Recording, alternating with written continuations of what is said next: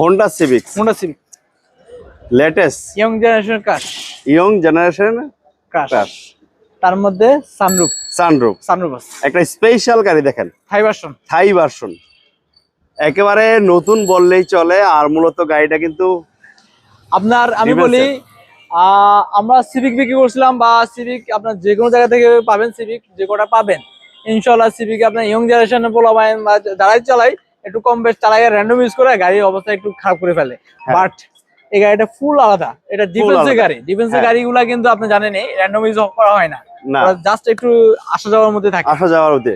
দেখেন একেবারে লেটেস্ট ভার্সনের একটা গাড়ি হোন্ডা সিভিক 2000 আপনার 19-এর মডেল, 19-এ রেজিস্ট্রেশন করা, মাইলেজ মাত্র 19,000। প্রাইস মাত্র কত? প্রাইসটা আমরা একটু ফোনে বলে দিব, আমাদের স্ক্রিন নাম্বার আছে বলে দিব। এটা প্রাইস পড়ে যাবে আপনার 34,50,000। হ্যাঁ, একটা স্পেশাল গাড়ি 34,50,000। যারা নিতে ইচ্ছুক ইনশাআল্লাহ স্ক্রিনে নাম্বার দেওয়া আছে, সরাসরি কল করে চলে আসুন। এটা ওকে শেষ করে